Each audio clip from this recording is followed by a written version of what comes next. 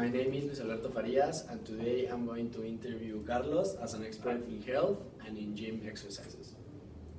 The purpose of this interview is to have a better understanding of supplements and things used in the gym to get better results and the consequences of getting these results by this way. Did you went to the gym today, Carlos? Actually, I did, yes. Yes? How was it? Fine? A little rough, but good. Okay, perfect. So how much time do you spend when you go to the gym? Usually around 2, maybe 3 hours if I take too long. Do you practice any other sport? Yeah, I like to swim and run marathons. Okay, that's fine. Okay, when did you start it and how long did it took you to get the results when people started like seeing you that you were a little bit more strong? Well, good question. I actually started around 2.5 years ago. It was in the summer. I was doing a project for the National Science Fair, and I was having a lot of free time between research and research. So I decided to hit up the gym, see how I did. And it didn't take too long. Before the summer was over, I was already getting compliments. Did you use any supplements or any substances to help you get those results? Not at first, no. I mean, right now I eat protein because it helps me eat less than I actually have to. But no, I find that usually just resting and eating well seems to be enough. Do you know anyone that does, that use steroids or supplements to get the results? Yeah, my high school physics teacher was this huge tower of man. He was easily taller than anybody in the class, like by a head, and he had like this oaks instead of arms. But he had the voice of a woman, so I think he was using steroids. And I see him in the gym every day, so I think that's true. Do you think it's true that people that takes hormones on steroids can have kids later on when they're bigger?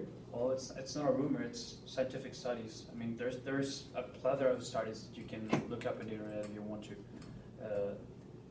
Consuming steroids is not only harmful for your health, but in the long run, it can cost you your results that it gives you at first, because it lowers your testosterone production, it makes you lose your hair, as I just said, it makes you lose your voice. Yes. But there's other types of supplements, as you said, protein, there is oxide, there is... Do you think they are bad? Do you think in the long run they make you...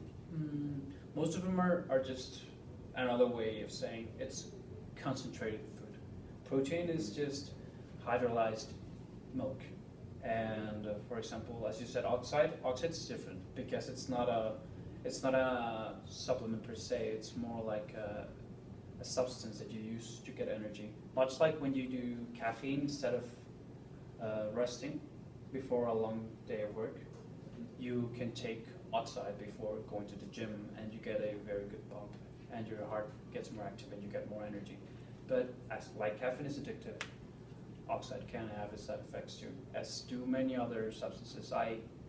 What I recommend people, if you want to hear me out, is to just stick to a healthy diet, rest well, and do plenty of exercise every day. That will get you much farther than the average person. Okay, so for review, your recommendation is to eat healthy, go to the gym, and don't take steroids. Of course, never take steroids. Okay, so thank you for your time.